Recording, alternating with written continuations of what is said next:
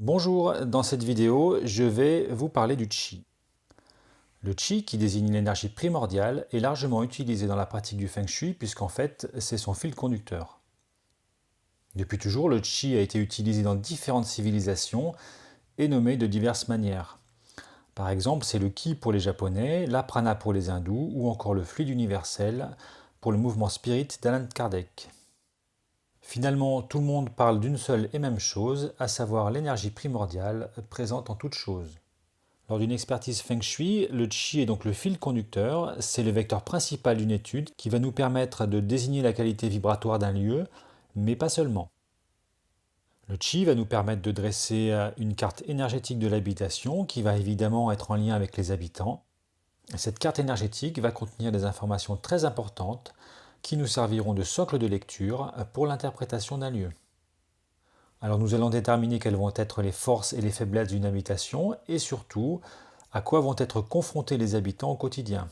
Comment vont-ils aborder sur le plan psycho-émotionnel ces différents aspects énergétiques qui vont se manifester dans leur habitation et qui vont certainement influer sur le cours de leur vie. L'objectif des préconisations Feng Shui est de changer la qualité des vibrations du Qi pour retrouver un équilibre et une certaine fluidité énergétique dans la maison. Par un effet de résonance, ce retour à l'équilibre dans l'habitat va aider l'habitant à retrouver un équilibre intérieur. Alors le Qi possède cette particularité de transporter et surtout de s'éteinter les informations qu'il rencontre. C'est un peu comme de l'eau que vous pouvez agrémenter de goûts différents. Alors ici, le terme information est à prendre au sens le plus vaste possible, car les vibrations du Qi vont être présentes dans tous les plans vibratoires, que ce soit dans la matière et le monde physique qui nous entoure, par les constructions, les meubles ou les objets, mais aussi dans les plans intangibles, dans le monde éthérique, astral, mental ou spirituel.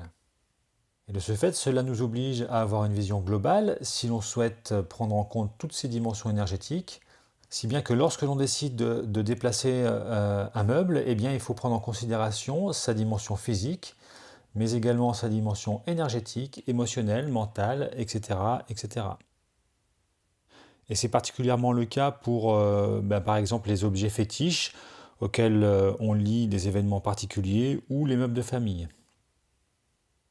Alors comment appréhender le Qi? Eh bien, c'est une bonne question. Notre société qui fonctionne beaucoup avec le cerveau gauche a plutôt tendance à catégoriser les choses et à créer des concepts. Eh bien, il faut savoir que si vous souhaitez appréhender le Qi, vous devez adopter une vision différente. Il faut apprendre à observer, à ouvrir sa conscience pour voir les choses de manière beaucoup plus globale, de manière à intégrer tous ces plans vibratoires.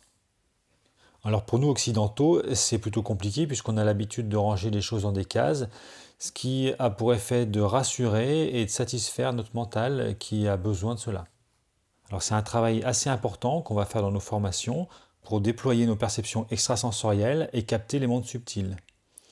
Nous sollicitons le cerveau droit de manière à développer notre perception et notre ressenti, ce qui va permettre de mettre des mots et d'expliquer le pourquoi des différentes sensations que l'on perçoit dans un lieu de vie. Alors évidemment, comme il faut rester équilibré, eh bien, une étude Feng Shui nécessite de prendre des mesures, de faire des calculs très précis pour recueillir des informations importantes qui vont définir la qualité vibratoire d'un lieu. Et donc cela fait appel à notre esprit analytique qui fait travailler cette fois-ci la partie gauche de notre cerveau.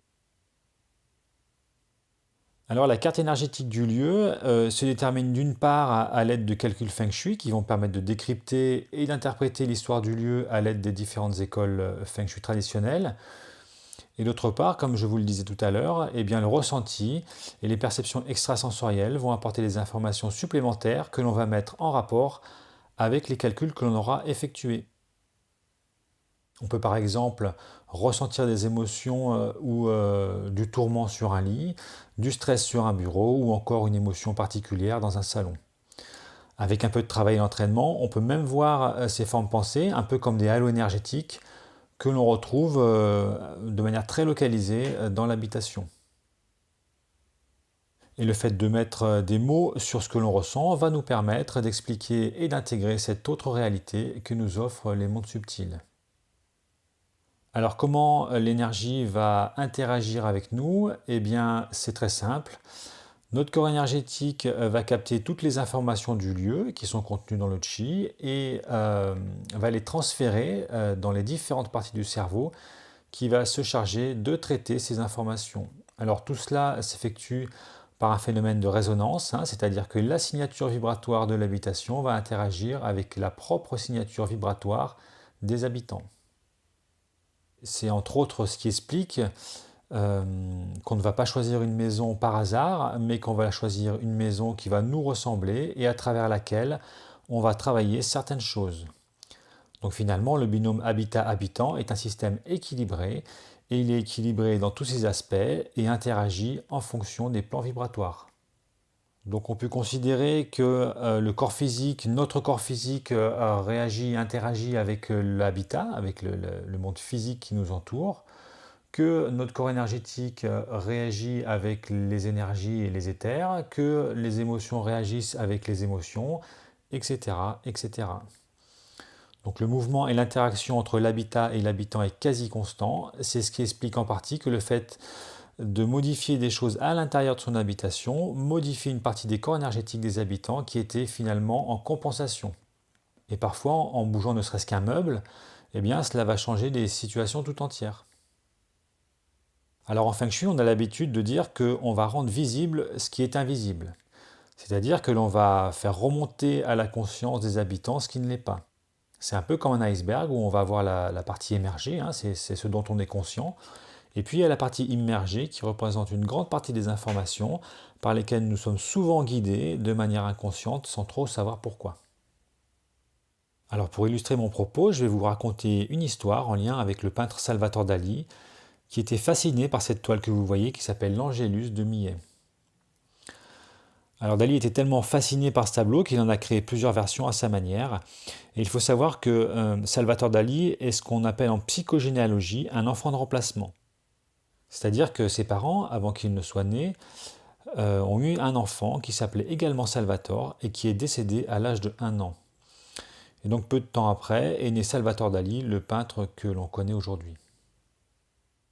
Dans les années 60, Dali a demandé au musée du Louvre, il a fait cette demande de faire radiographier le tableau de l'Angélus de Jean-François Millet. Et il a découvert à sa grande stupéfaction que sous la corbeille de fruits, lorsque le tableau a été dessiné au fusain avant d'être peint, eh bien, il a été croqué non pas une corbeille de fruits, mais une boîte noire qu'il interprète comme étant un cercueil d'enfant. Alors ce qui est intéressant dans cette histoire, c'est que l'information cachée dans le tableau, à savoir un cercueil d'enfant, eh bien, ce dessin résonne, et il est toujours présent déjà dans le tableau, et résonne pleinement avec l'histoire personnelle de Salvatore Dali. Alors évidemment, sur le plan symbolique et énergétique, eh bien, il se pose la question des éléments de décoration dans une habitation. Ça ne fait pas l'objet principal d'une étude Feng Shui, mais quand même, on peut recueillir des indications importantes en rapport avec les habitants. Par exemple, l'œuf de Sosno que vous voyez au centre va poser la question de la femme, de sa place, de sa féminité, qui va se manifester dans l'habitation, dans le secteur sud-ouest, qui est en lien avec le trigramme de la femme. À droite, vous avez 2 masques qui peuvent poser une question importante, c'est-à-dire que qu'est-ce que dans un couple l'un peut cacher par rapport à l'autre. Ces 2 œuvres d'art qui portent le même nom, hein, vous avez à gauche le baiser de Klimt et à droite le baiser de Rodin, eh bien elles représentent une vision du couple qui est totalement différente. Alors dans une étude Feng Shui, nous sommes également très attentifs à la notion de mouvement. On va parler de circulation de l'énergie, hein, un peu comme les petites flèches que vous avez vues tout à l'heure. Elle peut être très rapide ou au contraire très lente. C'est-à-dire qu'une pièce encombrée va générer un chi qui va être plutôt stagnant. Et du coup, bien, les choses vont avoir tendance à ralentir hein, d'une manière générale. Et au contraire, les grandes longueurs et les perspectives vont accélérer l'énergie, ce qui peut être stimulant ou parfois stressant.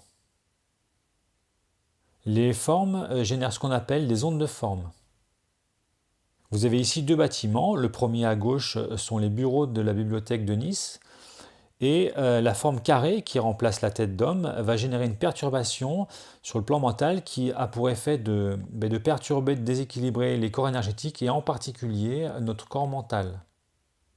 Et à droite, vous avez un bâtiment qui a été baptisé le Guetteur, qui se trouve au centre commercial de Polygone Riviera à Cannes-sur-Mer.